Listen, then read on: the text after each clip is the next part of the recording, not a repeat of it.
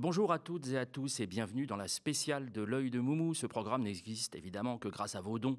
Alors soutenez La Riposte, c'est le nom de notre campagne citoyenne qui vise à bâtir une chaîne d'information indépendante et populaire sur les réseaux sociaux. Molotov, les opérateurs Box et peut-être la TNT francilienne. Rejoignez le mouvement et soutenez-nous sur campagne.lemediatv.fr.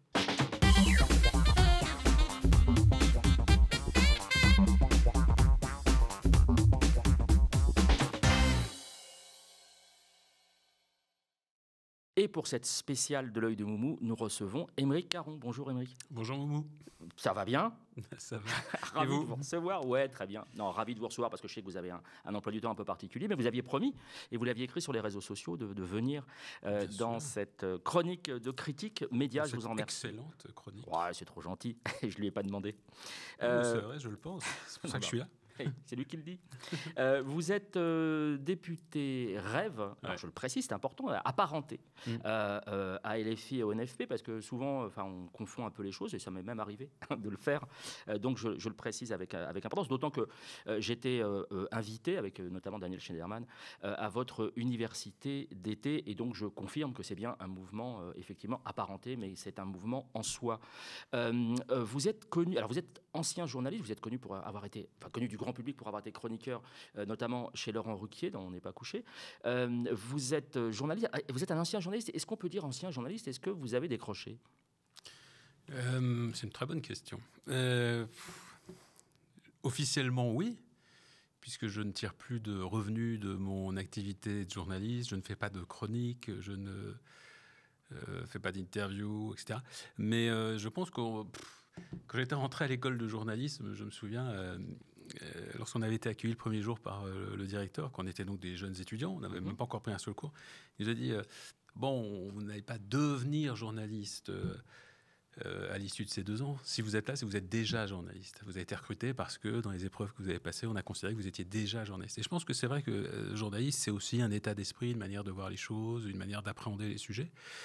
Et donc, oui, je n'exerce plus officiellement l'activité de journaliste, mais j'ai le sentiment de le demeurer et que j'utilise ma vision journalistique des choses aujourd'hui dans ma fonction de député. Ah, c'est ce qu'on sent à la fois dans votre fonction de député, mais aussi sur les réseaux sociaux. Vous êtes très présent et où vous analysez, vous relayez, vous critiquez, vous autorisez des choses qu'en fait, peut-être vous vous sentez plus légitime parce que vous êtes un ancien journaliste. Je ne sais pas si c'est parce que je me sens plus légitime, c'est peut-être parce que j'ai baigné dans un certain nombre de codes, même si les codes des réseaux sociaux ne sont pas tout à fait ceux de l'époque où moi j'exerçais pleinement. Ils sont quand même assez récents, ces codes-là. Mais en tout cas, cette idée de porter un regard particulier sur les événements, oui, ça, je l'ai gardé de mes 20-25 ans de journalisme. Et je pense qu'en réalité, il y a beaucoup en commun entre journalisme et politique, et notamment l'analyse des faits. Le journaliste, comme le politique, doit bien analyser les faits, en faire une lecture. Simplement, après, avec ces faits, on en fait des choses différentes. D'un côté, un reportage, de l'autre côté, une position politique, une proposition de loi, que sais-je. Mais en tout cas, pour moi, c'est des logiques qui se complètent. Et alors, c'est vrai que les réseaux, j'ai décidé de les utiliser à fond, notamment depuis 2 ans, où parfois, j'ai même dit à l'équipe, on transforme notre... Alors, surtout, Twitter est pas mal utilisé par les politiques. Hein. Oui, énormément. Ouais. Et je me suis dit à plusieurs reprises, nous, on va au-delà des petites déclarations classiques que les politiques font sur Twitter.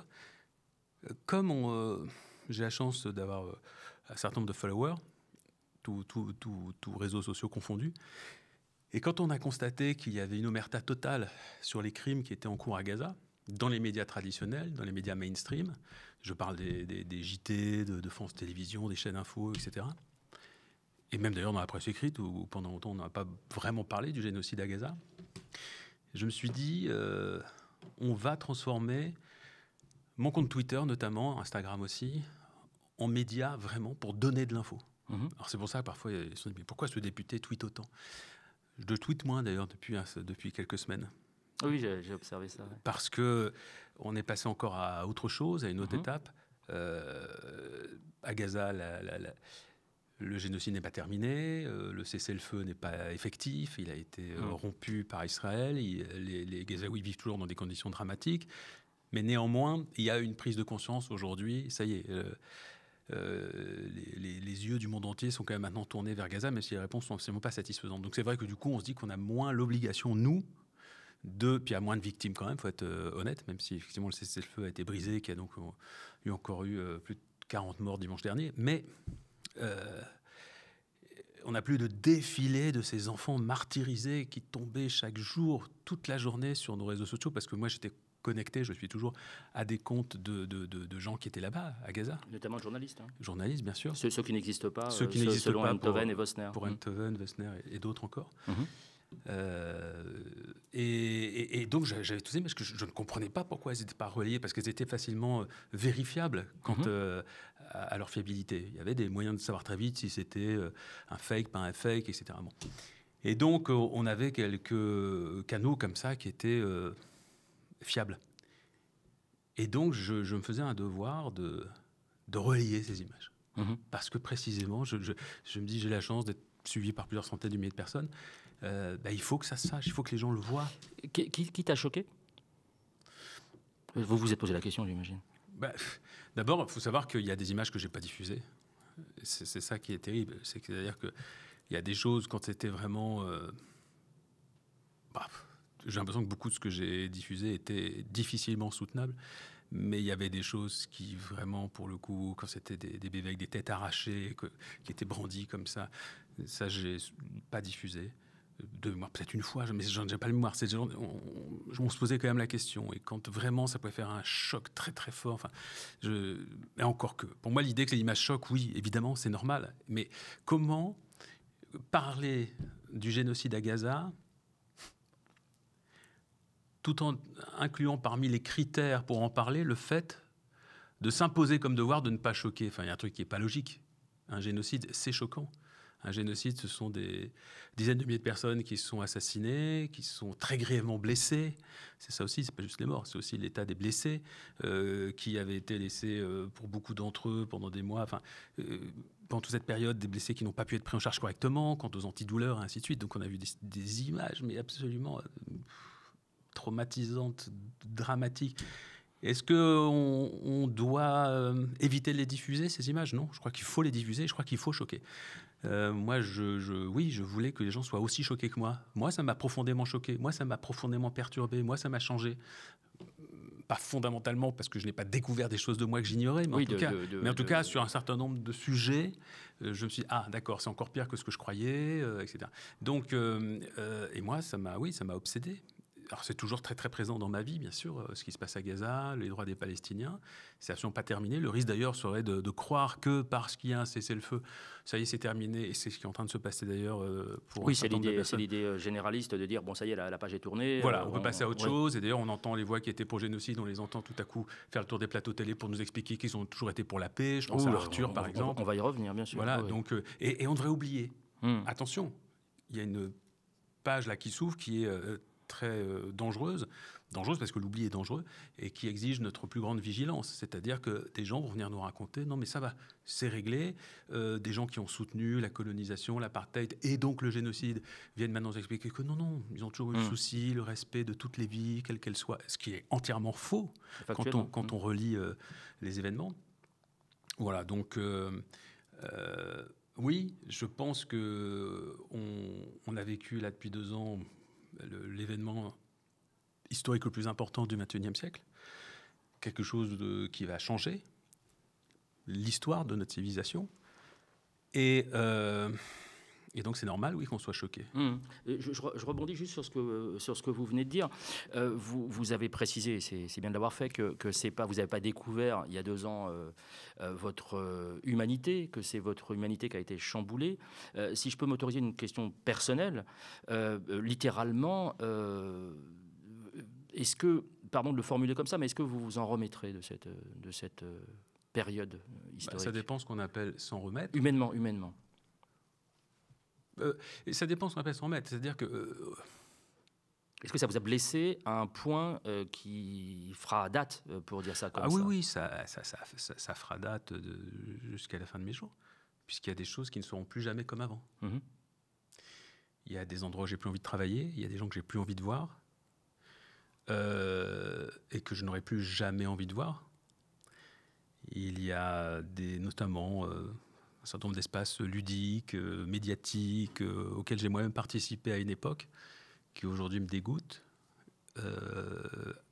en raison de la superficialité qui s'y dégage.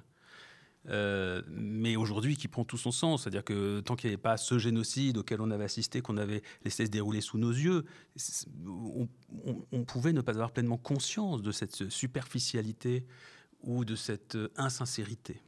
Mais aujourd'hui, non, les choses...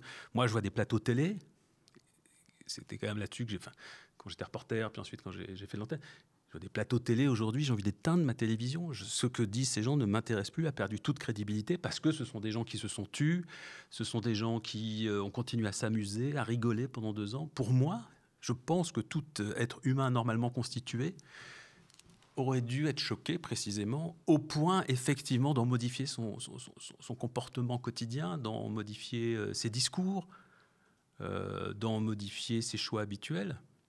Or moi j'ai vu en France beaucoup de gens, et notamment dans le champ médiatique, qui est très large, ça comprend des journalistes, des artistes, des gens qui avaient accès en tout cas à des micros, à des caméras. J'ai vu des gens qui ont continué à vivre comme si de rien n'était. Et ça, jamais je l'oublierai. Et donc, ce sont des gens avec qui j'ai plus envie de converser. Bien sûr. Alors, le fait que vous soyez justement, c'est aussi pour ça que j'avais à cœur de vous inviter, le fait que vous soyez à la fois journaliste et politique, est-ce que vous estimez, comme certains l'estiment, alors moi je suis le premier à le dire, que le 7 octobre, enfin l'après 7 octobre du moins, puisqu'on condamne tous évidemment ce qui s'est passé le 7 octobre, mais l'après 7 octobre... C'est bien de le redire, parce qu'effectivement, oui, comme c'est les toujours... attentats terroristes du 7 octobre, nous les condamnons. Je parle donc du post-7 octobre. Est-ce que vous partagez cette idée, que donc je partage, que ça a été cette période, depuis 2 ans, la plus grosse fracture historique au sein à la fois du monde médiatique et de la gauche française dont vous faites partie? Parce qu'il y a aussi à gauche que ça s'est fracturé quand même pas mal. C'est incroyable. Oui, je partage absolument cette analyse. En tout cas, c'est la plus grosse fracture historique depuis au moins ma naissance, puisque moi, je n'avais jamais vécu quelque chose de cet ordre-là. C'est-à-dire qu'on pensait, jusqu'au 8 octobre, on va prendre le jour d'après, on pensait qu'on était, pour un certain nombre d'entre nous, d'accord sur un essentiel qui n'était pas discutable. Dans cet essentiel, il y avait on tue pas un innocent, on tue pas. C'est pour ça qu'on dénonçait le 7 octobre.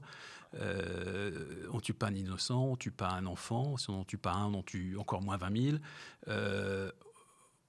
On dénonce la barbarie quand elle se déroule sous nos yeux. Enfin, des choses très basiques, rien d'exceptionnel. Et c'est ce qui faisait qu'on dînait, qu'on déjeunait avec des gens avec lesquels on allait s'engueuler sur des sujets qui nous semblaient annexes par rapport à ça. Puisque nous avions cette base de valeurs humanistes qui nous permettait ensuite d'aborder d'autres sujets. Et puis là, tout à coup, on a découvert que ce n'était pas le cas, qu'il y a des gens qu'on côtoyait professionnellement, personnellement, depuis très longtemps, et qui en réalité n'avaient pas du tout avec vous ce commun d'une indignation évidente face à la barbarie. Et donc oui, c'est un énorme choc. Ensuite, d'un point de vue beaucoup plus politique et historique, le silence de la France, le soutien actif de la France par des déclarations, par des livraisons d'armes, même si la France, ça c'est le débat aussi, mais on a bien aujourd'hui des journalistes d'investigation qui continuent à dire que des composants militaires sont envoyés par la France en Israël, même si le gouvernement, lui, dit le contraire. Le soutien par les déclarations, le soutien par le fait que la France n'a strictement rien fait. Ah non, là je vous arrête. Je sens l'ironie. Je ne peux pas vous laisser dire ça. Je sens l'ironie. Non. Je sens l'ironie. C'est une émission sérieuse. Il y a quand même eu 97 communiqués du Quai d'Orsay faisant part de sa préoccupation. De sa grande préoccupation par rapport au génocide en cours. Mais c'est-à-dire que ce double standard qu'on a découvert, ce truc complètement dingue, qui était de dire oui, on condamne les Russes et les Biélorusses, évidemment, ok, tout à fait logique, en raison de l'agression qui était menée contre l'Ukraine. Mais dans le cas d'une autre agression, bien plus grave en plus en termes de victimes civiles, bien sûr. Ah là, non. Silence, pas de condamnation, pas de sanctions économiques, pas de sanctions liées à la présence dans des manifestations sportives ou culturelles. C'était la vitrine, cette histoire sidérant. De poids de mesure sur les sportifs. C'est-à-dire que tout à coup, la France a dit « nous tolérons ». Soit nous soutenons, soit nous tolérons. Mais pas de problème.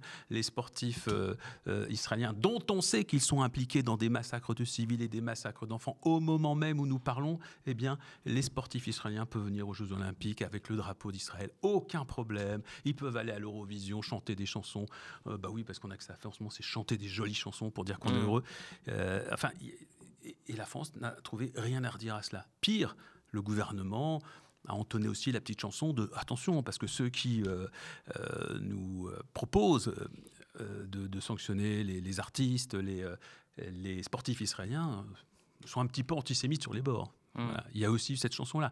Donc, comment on peut sortir indemne de cette période ? Avec en plus ce sentiment, pour celles et ceux qui ont suivi de manière quotidienne le calvaire des Palestiniens, ce sentiment en plus d'un mal-être qui consistait à dire mais moi je risque pas ma vie, enfin je parle pas parce que certains d'entre nous ont reçu des menaces de mort et tout, c'est encore autre chose, mais en tout cas le matin je me demande pas si une bombe va venir me déchiqueter, il n'y a pas tout ça, j'ai à manger, je peux me déplacer sans risquer qu'on me tire dessus a priori, etc. Enfin, il y avait presque aussi ça qui tout à coup nous a sauté à la face, c'est-à-dire l'indécence de notre confort. Et donc nous on était là-dedans. C'est-à-dire que même, je ne sais pas si vous l'avez point, même parfois ouvrir son frigo parce qu'on a une fringale à 22h et se dire, moi je peux ouvrir mon frigo. Et il y a des enfants, ça fait 3 jours, 4 jours qui n'ont quasiment rien mangé. On se rend compte au moment des pannes, au moment des inondations, des choses comme ça, qu'on est dépendant de plein de choses vitales. Mais au-delà de ça, c'est-à-dire pourquoi moi j'ai ce privilège. Oui, voilà. Oui, non, mais je comprends. Mais alors, parce que j'ai ce privilège, je n'ai pas le droit de me taire. Alors, mais qui ? On a été... Il n'y a rien d'exceptionnel à avoir ouvert sa gueule à ce moment-là. Par contre, pourquoi il y en a eu si peu dans les gens qui avaient la possibilité que leur voix ait un écho? Je ne parle pas, beaucoup de gens étaient de gens qui ne sont pas suivis sur les réseaux. Beaucoup de gens étaient outrés. Enfin, je le voyais, ils me parlaient dans la rue. Ils étaient dégoûtés, ils étaient offusqués précisément, non seulement de ce qui se passait en Palestine, mais du silence qu'il y avait dans les médias et dans la classe politique. Mais pourquoi dans ceux qui ont eu accès aux médias depuis 2 ans, pourquoi il y en a si peu ? Pendant 1 an et demi en tout cas, parce que depuis 6 mois, on voit bien que ça y est, il y a un moment, il y a une petite bascule qui s'est opérée. Oui, il y a quand même beaucoup de morts. Hein. Il y a beaucoup de morts. Ah oui, c'est pas bien. Il faudra que ça s'arrête. Là, ça allait loin. Les enfants. Avec en plus, alors ça, c'était encore plus terrible quand on analyse les choses avec un petit peu de recul. C'est-à-dire qu'on a acté quelque chose, nous. Parce qu'en réalité, la bascule dont vous parlez, elle a eu lieu à peu près lorsque le bilan officiel était autour de 50 000 morts. Donc, on peut considérer que pour un pays comme la France, il ne s'agit pas non plus d'aller trop loin dans les condamnations, mais commencer à dire « ça suffit ». Les premiers « ça suffit », ça a été à 50 000 morts. Donc, on peut considérer que c'est raisonnable de tuer 50 000 musulmans, arabes, parce qu'ils sont palestiniens. Jusque-là, ce n'est pas la peine de gueuler trop fort. Mais 50 000, là quand même, c'est un peu... 20 000, 30 000, bon, ça passe, on l'oubliera vite. Et donc, il y a ça aussi qui est encore plus cynique et en réalité affreux. C'est-à-dire qu'on a bien compris, pour ceux qui en doutaient encore, que finalement, la morale, là-dedans, le droit, bien évidemment, n'ont absolument aucun rôle à jouer pour ceux qui nous dirigent aujourd'hui, pour ceux qui occupent les espaces médiatiques. Que tout n'est qu'utilitarisme, petit calcul personnel, calcul parfois diplomatique, et ainsi de suite. Alors que ce qui devrait nous unir, je le répète, c'est un ciment constitué sur des valeurs fondamentales. Tout enfant, quelle que soit sa religion, quel que soit son pays, quel que soit l'endroit où il habite, doit être protégé. Il doit être protégé, d'abord par ses parents, ensuite par la communauté dans laquelle il vit, par les institutions du pays dans lequel il vit, et ensuite par des lois internationales. Donc, à partir du moment où un pays qui s'enorgueillit d'être la patrie des droits humains comme nous, dit non, on peut protéger, mais parfois c'est pas la peine. C'est ce qu'a dit la France. Oui, absolument. C'est ce qu'ont dit énormément de journalistes, c'est ce qu'ont dit énormément d'artistes et d'autres personnalités qui avaient voix au chapitre. Et donc, non, on ne se remettra pas, le pays ne se remettra pas de ça, l'Europe ne se remettra pas de ça. Oui, et nous, dans notre confort de gens qui ne sont pas inquiétés pour notre intégrité physique dans la vie, nous non plus, psychologiquement, on ne s'en remettra pas. Vous avez fait un certain nombre de signalements, si mes souvenirs sont bons, sur des interventions médiatiques ? Oui, j'en ai fait quelques-uns. Ça donnait quoi? Ça aboutit à quoi? Et c'était auprès de qui déjà? Est-ce que c'était la saisine du procureur de la République Dans ce ou cas-là, l'ARCOM? on fait un article 40 auprès de la procureure de la République de Paris. Vous avez un exemple en fait? Par exemple, Raïm Korsia, le grand rabbin,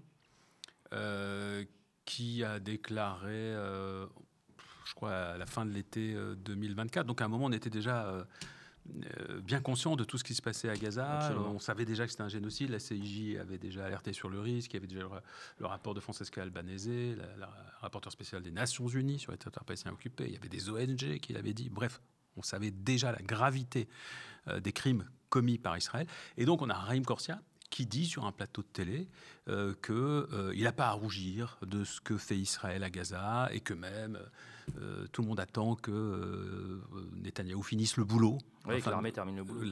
Donc on est vraiment là dans une apologie de ce qui est en train de se passer là-bas à Gaza, des crimes, et ça, c'est puni par la loi, apologie de crimes contre l'humanité, de crimes de guerre. On fait un signalement parce qu'on est aurait été obligé, quand un élu a connaissance d'un délit possible, voilà, il le signale à la justice. Et ça a été classé. Il n'y a pas eu de suivi. On a fait d'autres signalements dont on n'a pas forcément de nouvelles aujourd'hui. Par exemple, on a fait un signalement sur le gala de la honte d'Aidé Force. Alors, Dédé Force, c'est une association qui a été créée par Franck Tapiro. Oui, on en a parlé ici. Une milice, quoi. Une milice qui veut mener la bataille des faits. Alors, ils ont un langage militaire, d'ailleurs, très ambigu parfois. Donc, mais alors, quand on les interroge là-dessus, ils font non, mais on parle juste de la bataille des esprits, etc. Donc, ils ont sur leur site internet, par exemple, des fiches qui revisitent complètement l'histoire du Proche-Orient, l'histoire d'Israël, en diffusant des fake news. Et ils ont fait, et ça a été, c'est Tapiro qui le raconte lui-même, qu'il a fondé ça avec un ministre israélien. Donc l'ingérence, avec une puissance étrangère. Elle est même carrément avouée, elle est affichée. Et il se trouve qu'ils ont fait plusieurs galas, qui sont des galas de soutien à l'action de l'armée israélienne, en réalité. Vraiment. Donc, c'est des galas pro-génocide. Et dans l'un d'entre eux, vous vous souvenez sans doute, il y avait eu notamment un quiz qui avait été posé, dans lequel on se moquait du nombre de victimes palestiniennes à Gaza. Donc alors, je rappelle, est-ce que ça représente, c'était vraiment question pour un champion, est-ce que ça représente donc le nombre de morts, est-ce que ça représente 15% de la population, 7% de la population, 0,5% de la population, avec effectivement des rires et puis une salle qui s'amusait. Oui, on se marrait, quoi, c'était drôle. Est-ce que c'était 50, 60 000 je crois que même, c'est ça. C'est le détail que vous venez de donner, qui était mais sordide, immonde. Puis il y avait d'autres choses dans cette soirée. Il y avait l'intervention de Rafovitz, par exemple, le porte-parole en visio, qui était le parrain de l'événement. Donc le parrain d'une armée, le parrain de cet événement étant donc le porte-parole d'une armée génocidaire. C'est du délire total, avec des gens qui l'applaudissent, on lui donne du merci Olivier d'être là, lui qui dit merci pour votre travail, c'est une folie. Donc ça, évidemment, ça doit être condamné en toute logique. Et j'ai même, de mémoire, je crois même qu'on a demandé la dissolution auprès du ministère de l'Intérieur, la dissolution de Dédé Force. J'attends de savoir, je sais qu'on avait été rappelé pour avoir des précisions sur le sujet. On n'a pas de réponse à ce stade. Et en ce qui concerne le signalement que nous avons fait par rapport à l'apologie de crimes de guerre, on a reçu un courrier qui est assez sidérant. C'est-à-dire que la procureure de la République nous a répondu, mais elle nous a demandé à notre équipe parlementaire, alors c'est son taf, de trouver pour chacun des extraits qui nous semblaient problématiques. D'abord, elle nous demandait un tableau. Il fallait que ce soit nous. Elle trouvait que notre premier courrier était trop brouillon. Mon équipe ne travaille pas de manière brouillonne, mais il fallait que on mette tout ça dans un tableau Excel, tous les aspects problématiques qu'on avait relevés, et que nous déterminions pour chacun d'entre eux en quoi il y aurait infraction à la loi. Ah oui, c'est à vous de faire le En gros, c'était à nous d'être ses assistants. Alors, comme si on avait que ça à faire, mais donc sûr. On a quand même fait. On a pris des heures de travail pour le faire. On a renvoyé donc ces précisions, et depuis, on n'a pas de nouvelles. On a dû faire quelques autres signalements. L'ARCOM, évidemment. L'ARCOM, on a signalé beaucoup de choses. Notamment une chaîne comme CNews, où là, c'est vraiment une chaîne pro-génocide, avec des déclarations de dingue, quoi. Oui, qu'on retrouve et qu'on dissèque ici de manière assez régulière. Alors, puisque vous parlez de ça, je reviens avec votre double casquette journalistique et politique. Quand vous voyez à cette fameuse soirée, alors on retrouve plein d'éléments sur votre compte X notamment. Vous publiez à chaque fois, vous êtes assez transparent, c'est-à-dire que vous publiez les réponses, vous indiquez que vous avez saisi. Ouais. Ensuite, vous publiez les réponses. Donc, il y a toujours un droit de suite, ce que je trouve intéressant aussi sur votre compte. Quand vous voyez qu'au cours de cette soirée organisée par une milice proche d'un pouvoir génocidaire, et que vous voyez qu'on remet des prix, des bons prix, des bons points à des journalistes. Alors, je pense à Ferrari, à Pina et compagnie, qui n'est pas journaliste, mais enfin, je veux dire, on leur remet des prix pour avoir collaboré à diffuser la propagande, ce qu'on appelle la Hasbara, la propagande israélienne. Mais qu'est-ce que le journaliste que vous êtes comment vous réagissez à ça? Est-ce que vous dites que c'est un naufrage? On assiste à un naufrage de la profession ou... de la profession? Oui. J'en suis plus quand je regarde des forces. Je ne fais pas une analyse sur le métier en particulier. Je fais une analyse sur une entreprise de désinformation qui a pignon sur rue, qui a des espaces d'expression dans des médias sans que la justice intervienne. C'est ça qui me choque. Quant au fait qu'il y ait des journalistes qui soutiennent le génocide ouvertement, en tant que tel, ça ne me choque pas, puisque dans tous les épisodes historiques, même dramatiques, il y a toujours eu des journalistes qui se sont mis du côté des assassins, des génocidaires, des oppresseurs. Ça a toujours existé. Voilà. Ce qui n'est pas normal. Donc je ne suis pas surpris de découvrir certaines voix. Ce qui n'est pas normal, c'est qu'on laisse ces voix s'exprimer sans aucune sanction, comme si de rien n'était. Et c'est là la faillite totale de la justice. Ce n'est pas la profession en elle-même. La profession, on va pouvoir en reparler sur une couverture générale des choses. Comme je le disais, le fait qu'il n'y ait pas eu d'image du génocide pendant je ne sais combien de temps dans les grands médias, et notamment les médias du service public, c'est juste dinguissime. Parce que là, à des forces, on parle bien vraiment d'une apologie du génocide. Tandis que ce qu'on pointe par ailleurs, c'est un silence qui devient complice.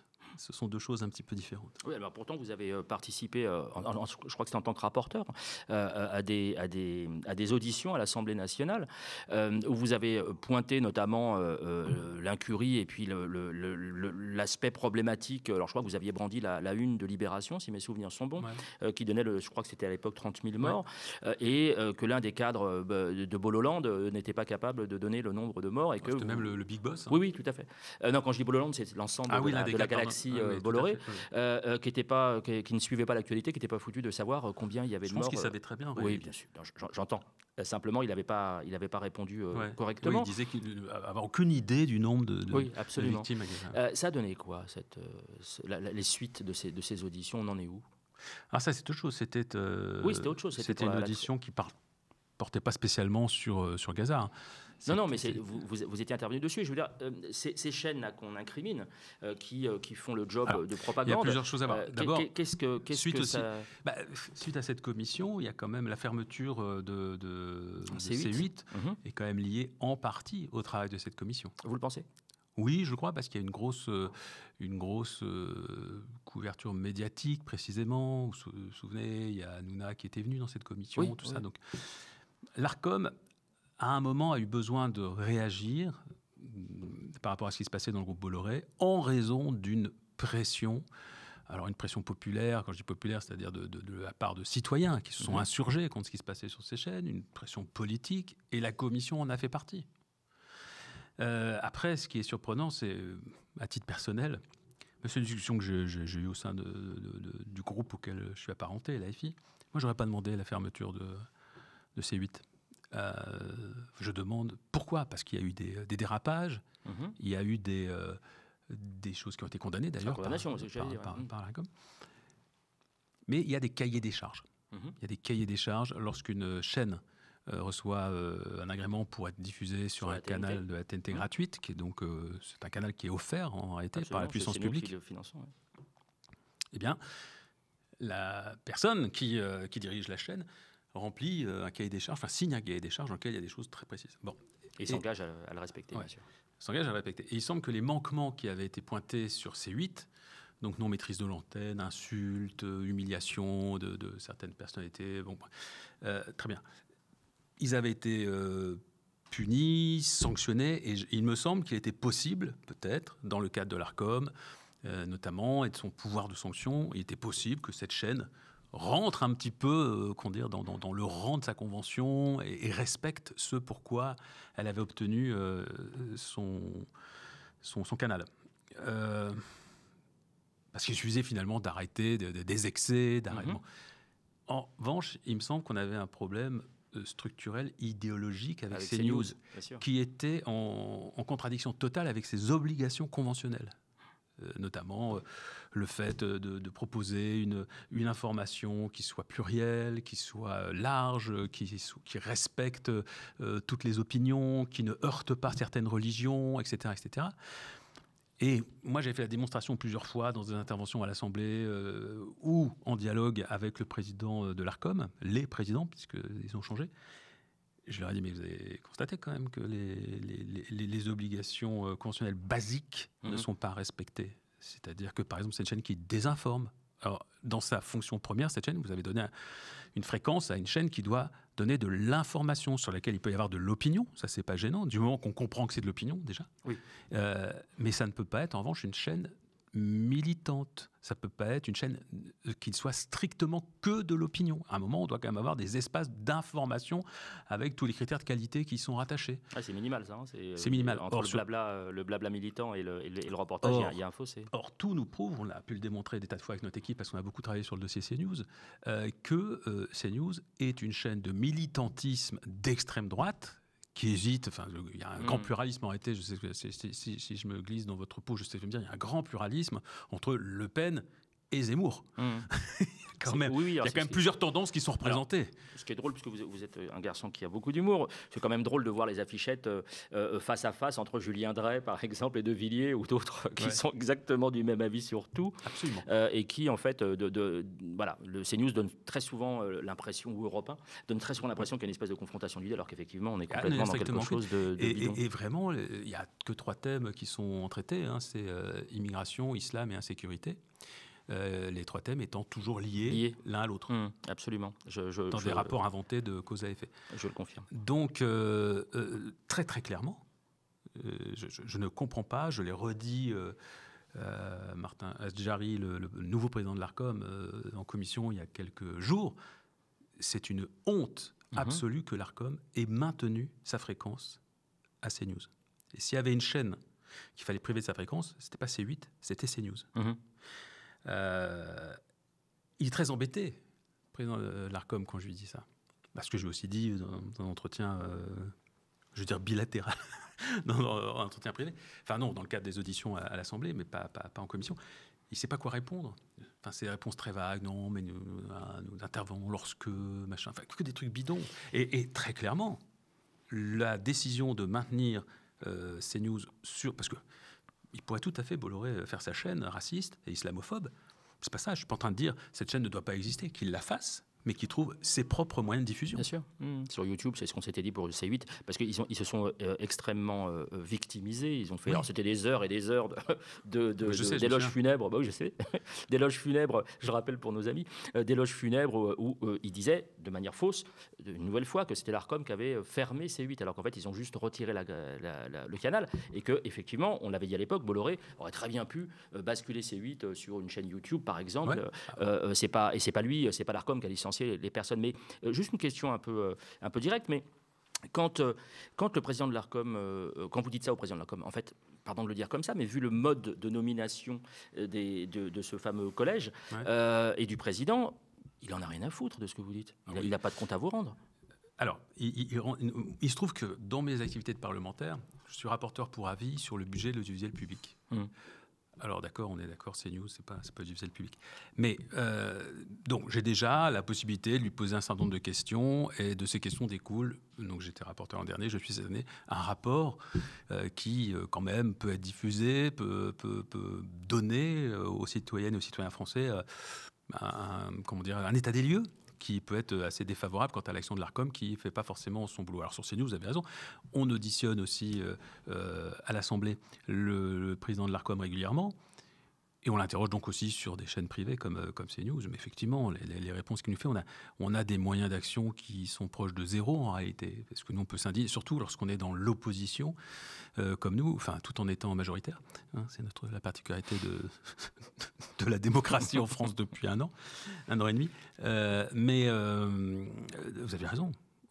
Et ils s'en foutent complètement parce que l'Arcom est un organe politique qui ne remplit absolument pas sa mission, qui n'a aucune indépendance, contrairement à ce qu'il prétend.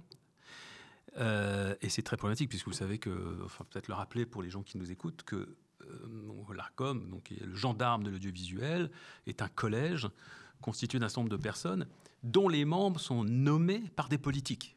Président du Sénat, président de l'Assemblée, etc.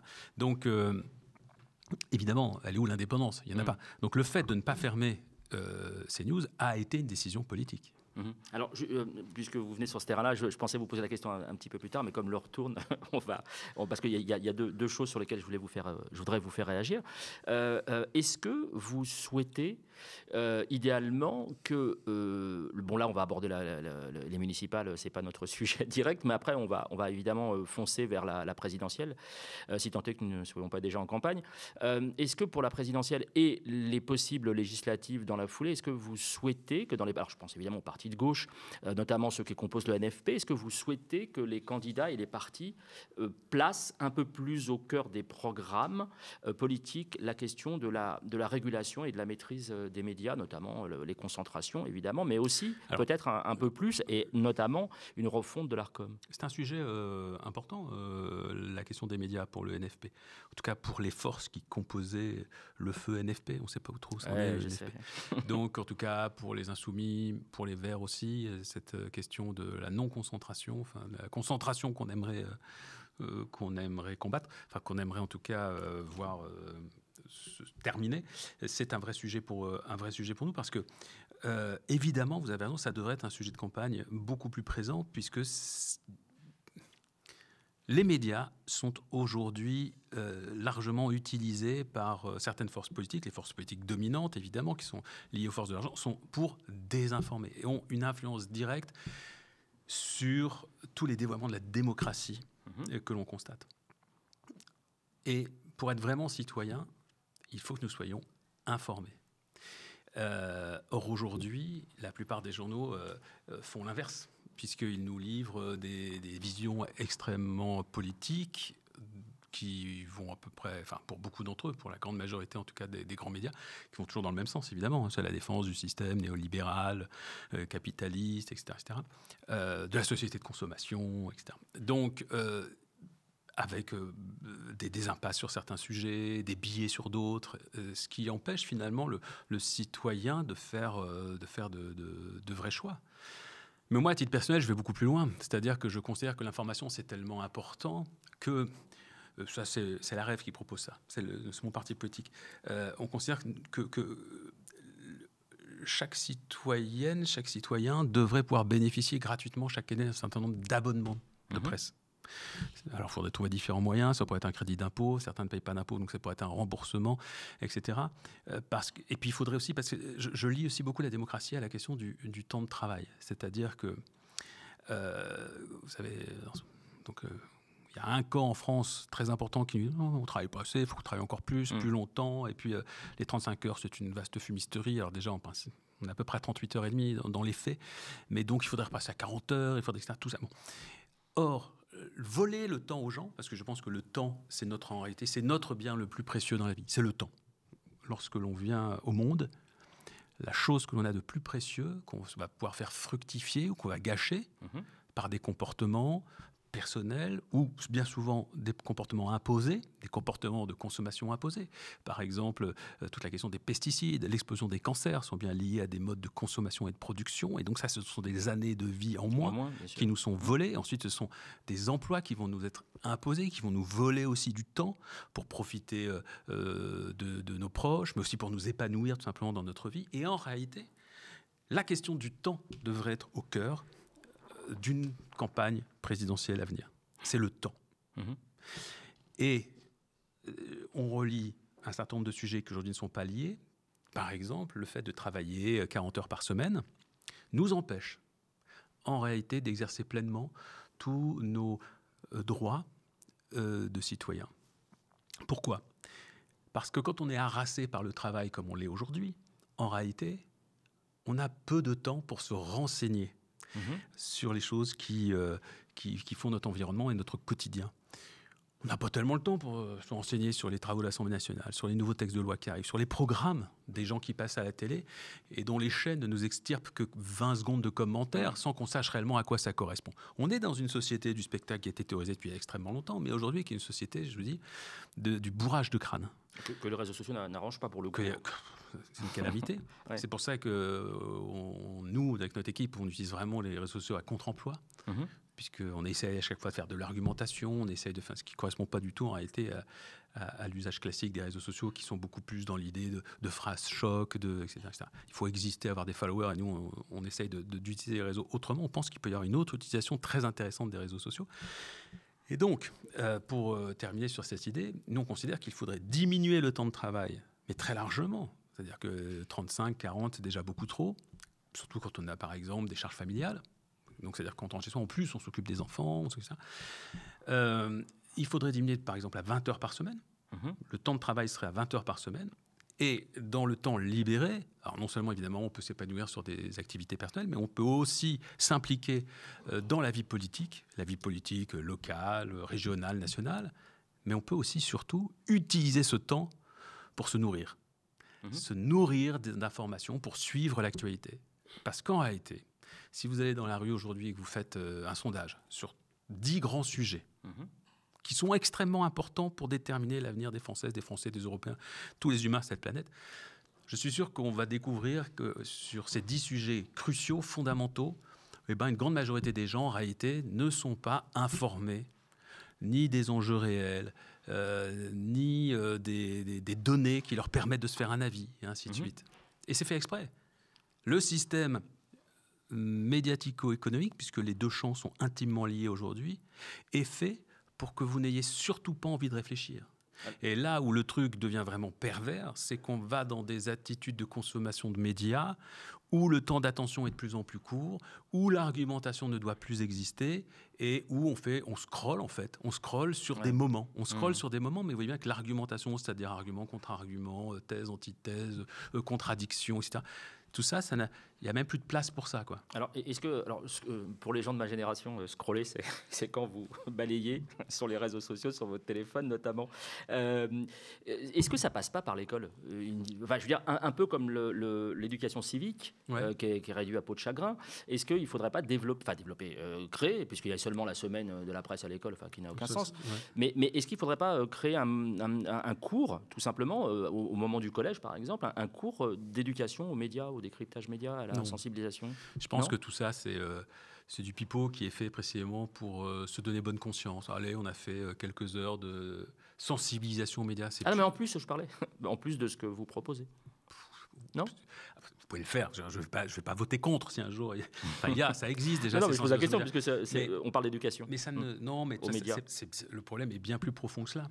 C'est une éducation qui commence dès la naissance.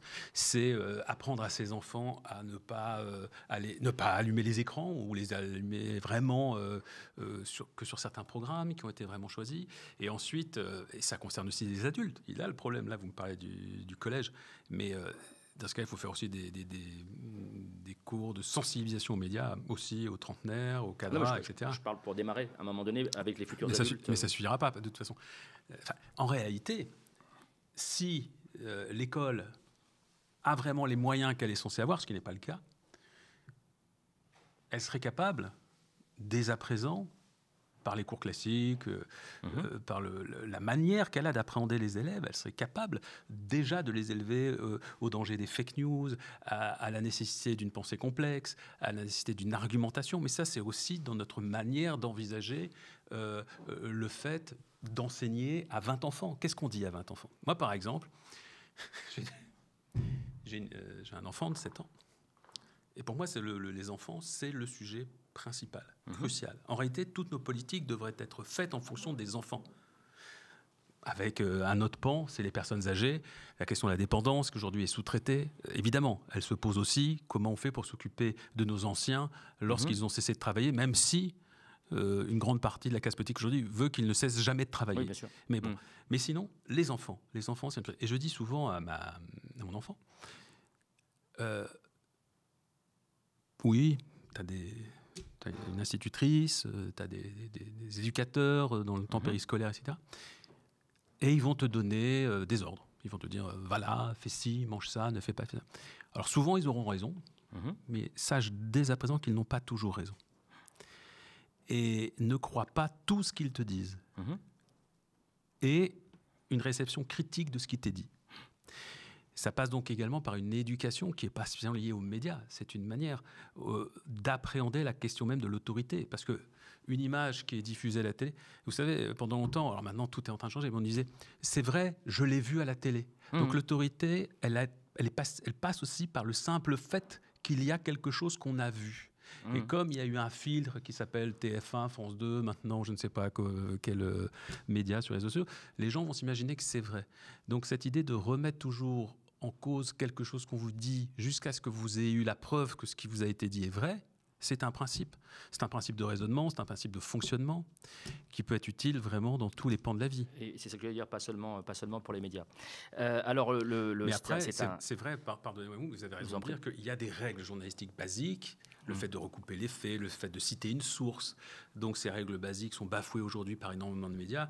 Mais ça, on peut effectivement l'expliquer assez vite aux jeunes, aux enfants à l'école. Oui, certes, mais je pense dans ce cas-là, comme je vous le disais, il faut des piqûres de rappel, même dans la vie d'adulte. C'est fréquent, voire en continu. Parce que, pardon, vous n'avez vraiment pas de bol avec moi, parce que vous vouliez faire 45 minutes, mais en fait, j'ai décidé de prendre en otage votre rendez-vous et je vais faire 4 heures. On en est à 3 heures et quelques, donc c'est bon, on n'est pas loin. Non, parce que toutes les questions que vous posez, je les trouve super. Et, merci. Non, mais là, par exemple, Zemmour. Pourquoi Zemmour a grimpé comme ça ? Parce qu'on l'a laissé raconter n'importe quoi dans les médias pendant des années. Le RN, c'est la même chose. Moi, je dis que le Rassemblement national, pour combattre le Rassemblement national, alors, j'ai considéré longtemps qu'on aurait, à un moment, lorsque Le Pen est entre 5 et 10%, c'est-à-dire, on était jeunes, c'était il y a 35 ans, à ce moment-là, il aurait dû y avoir un cordon sanitaire dans les médias pour dire on n'invite pas cet homme qui est raciste. Comme ce qui est en Belgique actuellement. Comme la Belgique voilà, qui est antisémite.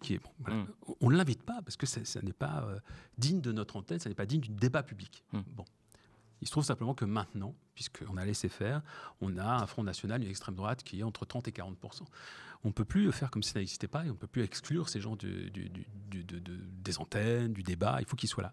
Mais il faut qu'on les combatte sur des arguments. Pour moi, l'extrême droite est la frange politique la plus menteuse de tout l'espace, de tout le spectre politique en France. Et un mec comme Zemmour, s'il a pu comme ça grimper si haut d'un statut de journaliste jusqu'à celui d'homme politique candidat présidentiel, c'est parce qu'on l'a laissé raconter n'importe quoi. Le travail n'a pas été fait. Et qu'en plus, il avait l'étiquette de journaliste. Donc, pardon de vous interrompre, mais il est invité.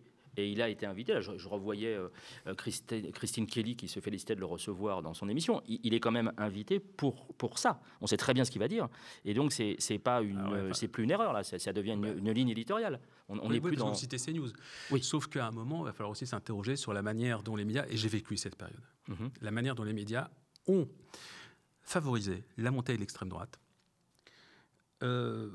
Pas pour des raisons idéologiques, pas en se disant, on est d'accord avec ce qu'ils disent, il faut qu'ils soient là. Oui, c'est le cas pour CNews, effectivement. CNews, c'est ça.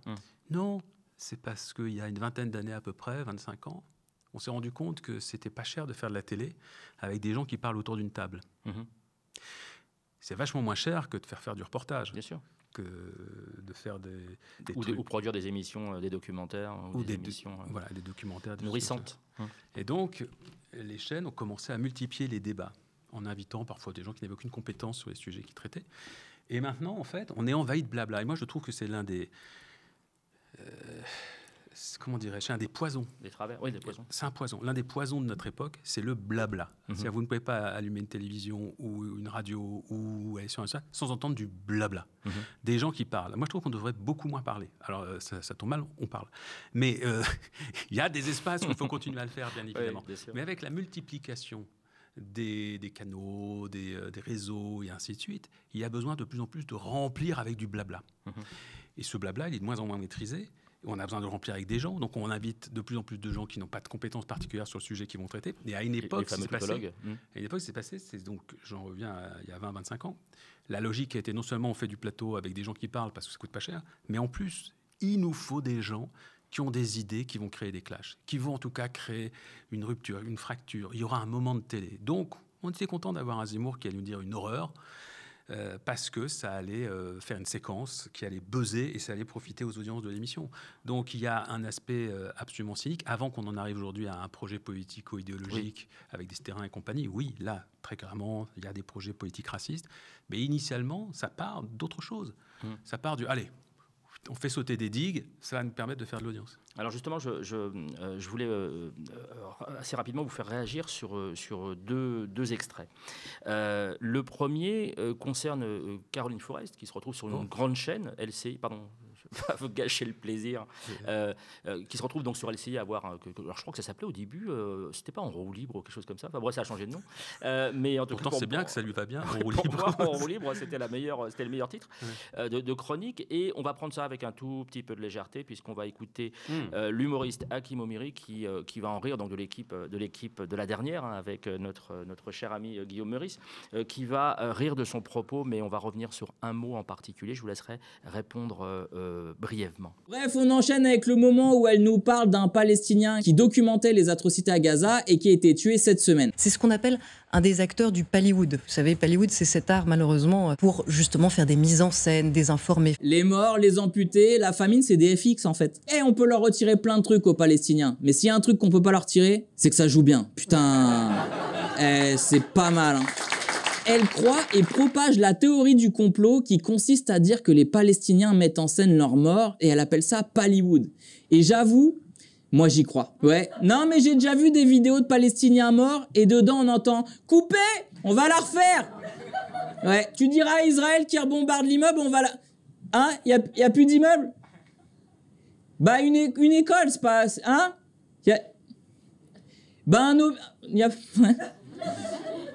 Bon bah on la garde, mais c'est emmerdant, parce que l'autre là, elle joue comme Marion Cotillard dans Batman, c'est...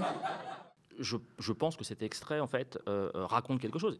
Elle va utiliser le mot Pallywood, qui est formellement le mot de propagande et de hasbara de l'extrême droite israélienne, pour expliquer que finalement tout ça, tout ce qui s'est passé à Gaza, en grande partie, ça a été mis en scène. Ah, donc je rappelle, c'est Palestine Hollywood. Ça a été mis en scène façon studio hollywoodien.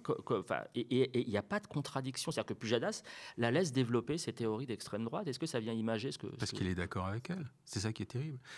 Un homme qui a présenté le journal du service public, le plus grand journal du service public pendant des années. Et là encore, quelle idéologie y avait-il derrière? Il y en avait de l'idéologie. Je me demande, c'était bien quand Pujadas était, vous vérifierez, mais c'est bien quand Pujadas présentait le 20h qu'il y a eu cette histoire sur un café à Sevran. Ah oui. Où, soi-disant, c'était un café interdit aux femmes et en fait, des contre-enquêtes ont montré que c'était bidon. Il y a une idéologie derrière, l'histoire de... Enfin, je crois que c'est Pujadas qui a posé la question aussi un jour, récemment, là, pendant le génocide. Est-ce qu'on peut dire qu'un civil israélien, c'est la même chose qu'un civil palestinien? Est-ce que vraiment... Bon, il y a des choses quand même très, très, très, très gênantes, mais la présence même de Caroline Forest dans cet emploi sur LCI est particulièrement problématique puisque c'est une personne qui a été prise en flagrant délit de mensonge un nombre incalculable de fois. Et en principe, un système médiatique sain aurait exfiltré cette personne. Ce qui a été le cas d'ailleurs lorsqu'elle avait menti dans une émission Face à moi sur France 2 il y a de cela une dizaine d'années. Sur une histoire de procès qu'elle prétendait avoir gagné en appel alors que l'appel n'avait pas encore eu lieu, etc. Qui tourne régulièrement avec Laurent Ruquier, qui vous a soutenu, d'ailleurs, la semaine d'après. La semaine suivante. Puisqu'en fait, le mensonge était tellement énorme que même Laurent Ruquier ne pouvait pas croire qu'elle mentait, ce qui était logique. Oui, sur le coup. Sur le coup, le jour même. Je vous invite à aller voir, parce que ça tourne vraiment, si vous tapez Caron Forest, vous allez tomber assez rapidement dessus. Et effectivement, il y a eu... Et ce qui est extraordinaire sur cette séquence, c'est qu'elle a poussé avec son avocat Malka et son ami... Cohen, le journaliste Patrick Cohen, ils ont poussé le vice jusqu'à les raconter, puisque je le fais très brièvement, on est donc dans cette émission, elle a elle a perdu un procès en première instance parce qu'elle avait, oh là là, comme c'est curieux sur l'histoire d'une femme voilée qui avait été agressée, elle avait raconté à la radio que c'était faux, c'était une agression bidon, etc. C'est bizarre quand même que raconter ce genre de mensonge. Pourquoi faisant sur une femme voilée? On se pose la question. Donc elle est condamnée en première instance et au moment où je la reçois, on en est juste là. Elle a été condamnée. Je ne sais même pas si elle a fait appel, j'en sais rien. Et donc je lui rappelle qu'elle a été condamnée en première instance sur cette affaire. Elle dit c'est faux, j'ai gagné mon procès. Et moi je tombe des nues, je dis bon, vous avez gagné votre procès. Et tout le monde, personne. Laurent Wauquiez dit bon, mais si elle le dit, ça doit être vrai. Sauf qu'en s'enseignant effectivement quelques heures après, on se rend compte que non, l'appel n'a toujours pas eu lieu. Pour des tas de raisons trop longues ici que je peux pas développer, l'appel n'aura finalement jamais lieu puisque la plaignante, comment dirais-je, va faire une erreur administrative qui va l'empêcher de soutenir l'appel. Elle voulait absolument pas désister, la plaignante, peu importe. Toujours est-il qu'un an et demi après, la justice va éteindre cette affaire. C'est-à-dire qu'elle va même pas gagner l'appel. Elle va pas gagner. Ils vont dire bah non, on n'a pas de nouvelles de la plaignante. Attention, qu'elle gagne un an et demi après ou pas, factuellement, elle avait menti sur le coup. Tout à fait. Sauf qu'il y a des articles qui vont paraître à ce moment-là disant. Et à ce moment-là, Patrick Cohen va faire un édito, puisqu'ils sont amis. Je pense que c'était à l'époque sur France Inter, il faudra vérifier, mais c'était ça, dans lequel il dit « Caroline Fourest avait raison ». Donc voilà, là encore, en disant, en s'appuyant sur une décision de justice qui tombe un an et demi plus tard, ne lui donnant d'ailleurs toujours pas raison, mais constatant simplement que toute l'action est éteinte, ils vont raconter un an et demi plus tard qu'elle avait donc dit la vérité par anticipation. Ah oui, ça c'est terrible. C'est extraordinaire en disant j'ai gagné l'appel. Oui, c'est un peu comme voilà. Et là encore, on va avoir toute la fake news qui sont... Alors, donc, on a cette personne qui est une spécialiste du mensonge, de la désinformation, de l'agression, du harcèlement. Parce qu'elle aussi a orchestré plusieurs fois des harcèlements contre moi, des harcèlements sur les réseaux. Oui, on le voit sur les réseaux sociaux très facilement. Oui, dans son magazine. Bien sûr, France Erreur. Le torchon.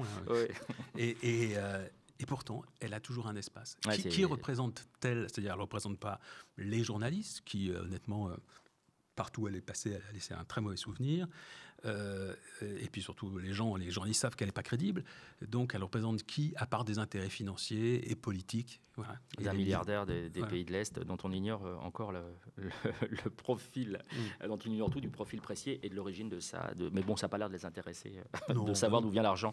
Alors vraiment, le retour, je vais vraiment vous poser une toute dernière question. Ça concerne alors votre passage, et je vais vous demander de répondre assez brièvement, cher Aymeric. Je suis désolé. Il n'y a pas de souci, si vous êtes à l'aise chez moi, ça me fait plaisir.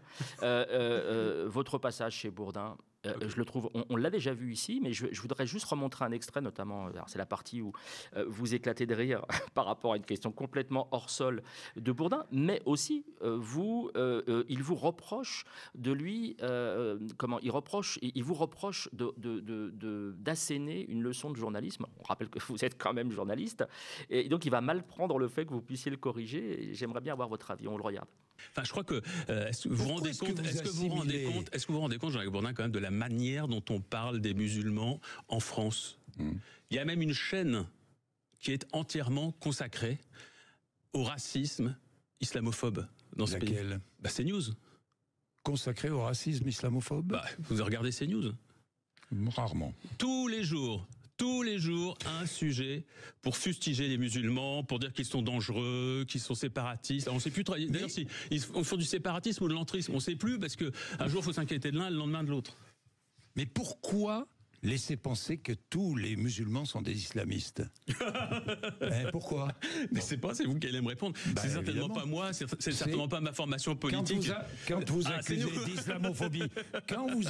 d'islamophobie, tout ce qui a trait aux musulmans, vous assimilez malheureusement les extrémistes aux musulmans qui pratiquent calmement et tranquillement leur religion et qui respectent les lois de la République. C'est un formidable retournement sémantique, ça. C'était osé. Pas du tout, Aymeric Caron, réfléchissez. Est-ce que la loi religieuse prime sur la loi de la République? Oui ou non? C'est clair. C'est ça le fond du problème. Mais elle est sérieuse, votre question? Vous me demandez à moi, député de la nation, si la loi religieuse... Mais évidemment, je vous pose la question. Quelle est ma réponse selon vous? Avec grand plaisir, je vous la pose. Non, d'accord, mais vous pensez que je vais vous répondre quoi? Comme vous me demandez un truc pareil, ce que vous pensez surtout. Il m'intéresse, c'est ce que vous pensez. Est-ce que vous pensez vraiment que répondez-moi. Est-ce que vous pensez vraiment que l'énorme majorité des musulmans de notre pays place la loi religieuse avant les lois de la République? Vous le pensez vraiment? Vous pensez vraiment que je le pense. Des musulmans, vous pensez vraiment que des musulmans ne placent pas la loi religieuse devant la loi de la République? Alors la question en substance, c'est de savoir quand vous allez dans ce genre d'émission, parce que ce qui me fait marrer dans cette intégralité de séquences qui doit durer, je crois, 25 minutes, c'est qu'on vous voit complètement comaque, façon, je sais exactement ce qu'il va me dire, j'y vais parce qu'il faut y aller. Vous êtes dans quel état d'esprit quand vous êtes face à lui? Alors, je ne parle pas de Bourdin en particulier, mais il incarne tellement pour moi l'antithèse journalistique que je trouve ça. Et puis là, l'espèce de suffisance comme ça face à vous, comme il l'avait fait avec d'autres du NFP. Mais comment vous y allez dans ce truc-là et comment vous en ressortez? Est-ce que vous vous dites, j'ai fait le job, j'ai parlé à des gens, ou alors, pouf, quoi? Ça, c'est particulier. Vous me demandez d'être court, je vais essayer d'être court. Mais court façon Émeric Caron, hein, je sais ce que c'est. D'accord. D'abord, j'ai rien contre Jean-Jacques Bourdin en particulier. Non, c'est ça, je ne veux pas personnaliser. C'est vrai que les années passant, et c'est compliqué parce que j'ai fait des interviews politiques, et j'en ai pratiqué sur la chaîne sur Canal, sur iTélé avant que ça devienne CNews, etc. Et puis ensuite, on n'est pas couché d'une autre manière sur un temps très long. Je ne voudrais pas donner l'impression précisément d'aller donner des leçons à des anciens confrères. En revanche, c'est ce qu'il vous dit. Oui, c'est ce que dit Bourdin. Mais bon, c'est vrai que je connais le métier, donc je sais à peu près, je sais pourquoi un journaliste pose une question. Je sais exactement pourquoi il est passé par là, où il veut aller. Souvent, je le vois, pas parce que c'est mon boulot, comme le vôtre. Après, comment je sors D'abord, c'est marrant parce que depuis que je fais de la politique, au départ, j'ai accepté beaucoup de plateaux. Quand je dis au départ, c'est les 2 premiers mois. Et en y allant en tant qu'invité, j'avais fait des interviews quand je faisais mes bouquins et tout. C'est différent. J'ai été interrogé pendant 15 minutes sur un livre que je venais de sortir. Ça se passait très bien, c'était carré, il n'y a pas de problème. Mais là, en y allant en tant que politique, je me suis rendu compte quand même très très vite. Alors c'est marrant parce qu'en regardant l'émission, j'aurais pu le voir aussi, mais en étant dedans, on se rend compte finalement que beaucoup des débats qui ont lieu sur les chaînes ne servent strictement à rien. Et qui participent d'une grande confusion. Ouais. Mais vraiment. C'est pour ça que je veux dire, il y a trop de blabla, ça parle trop, il y a trop de chaînes. Il y a trop de chaînes qui n'apportent rien et qui font de la confusion. C'est-à-dire, on va faire 2 heures de débat. Puis en plus, c'est sûr, vous savez bien, c'est comme ça marche, c'est le même sujet qui va tourner toute la journée. Alors, c'est pas ça qui... Vous voyez, et d'abord, des médias, j'en fais quasiment plus. Oui, c'est ce que j'ai noté. J'allais vous poser la question au final. Alors, il y a 2 raisons. C'est que d'abord, avec l'équipe, on a beaucoup freiné. C'est-à-dire il y a par exemple BFM m'invite encore de temps en temps, mais sur des formats qui ne me semblent pas passionnants, donc souvent je décline. C'est pas, moi, ce qui m'intéresse, vous avez compris, c'est les formats où on peut développer une idée. Oui, tout à fait. On peut développer avec une contradiction. Là, vous êtes ma contradiction, mais qui est très bienveillante. J'adore le débat aussi. Évidemment, le débat, dès qu'on peut débattre sereinement sur sauf qu'il y a des débats que je refuse parce que je trouve que le thème n'avance rien. Je trouve que ça sert à rien de à un moment, ce que j'avais comme manière de gérer les médias, c'était de dire, j'étais invité sur un espace de 15-20 minutes et je me posais la question, est-ce que j'ai un truc à dire ? J'ai dit non, j'ai rien de nouveau à dire. J'ai dit quelque chose, que ce soit sur Gaza, que ce soit sur un autre sujet, je l'ai dit il y a 15 jours sur tel média, je n'ai pas quelque chose d'autre à dire, etc. Donc, est-ce qu'on a quelque chose à dire ? C'est la première question. Alors, pardon, juste pour nos amis, je confirme que la première fois que je vous ai lancé une invitation, c'est exactement la réponse que vous m'avez faite. C'est vrai. Oui, vous m'aviez dit, alors c'était avant les vacances, peu avant les vacances d'été, vous m'aviez dit non parce que je n'ai pas plus de choses à dire que ce que j'ai dit au cours des dernières semaines. C'est exactement la réponse que vous m'avez faite. Donc je confirme. Oui, parce que et je trouve que c'est terrible. En plus, un système qui aujourd'hui vampirise les gens qui font de la politique, qui ont l'impression qu'ils ont besoin d'aller pour se faire une notoriété aussi, etc. Oui, un petit peu. Mais je pense que moi, je réfléchis beaucoup à la stratégie politique pour gagner des élections. Je ne pense pas que multiplier les passages sur BFM quand on a un programme précisément ambitieux sur un certain nombre de sujets, ce soit l'idéal. Donc, il y a le premier point, c'est que moi, déjà, j'avais beaucoup freiné. Et puis, très honnêtement, on s'en est rendu compte avec l'équipe. Là, ça devient de plus en plus facile de choisir, puisque depuis 1 an, quasiment, je ne suis plus invité nulle part, quasiment, à part des médias alternatifs. Comme le vôtre. France TV, sur toutes ses antennes, je pense, ne m'a pas invité depuis 1 an. Ah ouais. Ah, je ne pensais pas que c'était aussi d'accord. Ouais. Et c'était, Vous pensez être blacklisté? Alors, blacklisté, ça c'est ce que dirait mon ami Pascal Boniface, que je salue, Salut, Pascal. Qui a le sentiment de l'être sur certaines antennes. Blacklisté, c'est un terme qui fait un peu victimaire. Disons que oui, en tout cas, très clairement, il y a des antennes qui ont fait le choix de ne plus m'inviter. Ah oui, ça c'est une évidence, puisque le rythme d'invitation, que souvent je n'acceptais pas, mais en tout cas maintenant, alors peut-être aussi parce que j'ai dit non 2-3 fois, peut-être les gens disent c'est bon, on l'invite plus. Mais France Télé, très clairement, oui, il n'y a plus de seule invitation. Puis les autres médias aussi, quand on réfléchit, je passe beaucoup dans des médias, on va dire, alternatifs, comme le vôtre. Thinkerview qui m'a permis de faire un long truc. Voilà. Et c'est des trucs qui me plaisent beaucoup d'ailleurs. Et ça me semble très intéressant. Mais ça, c'est aussi, je trouve assez instructif de constater qu'on n'est plus dans le choix des médias. Merci infiniment, cher Aymeric Caron. On va, pour cette première partie, en rester là. Non, mais vous reviendrez. À moins que vous ayez vraiment le mot de la fin, si vous souhaitiez, parce que je pense qu'on a vraiment abordé un certain nombre de dossiers, voire même un peu plus. Donc, je vous remercie infiniment. Je vais vous joindre à moi pour saluer Lila Malki. Lila. Ouais, qui aurait pu être en plateau, malheureusement, qui était occupée et qui m'a chargé de vous saluer très chaleureusement. Voilà, qui est l'une de vos supportrices, parce que vous avez quand même un groupe, vous avez des gens qui vous aiment beaucoup. On le voit sur les réseaux, il y a quand même des gens qui sont attachés à votre combat.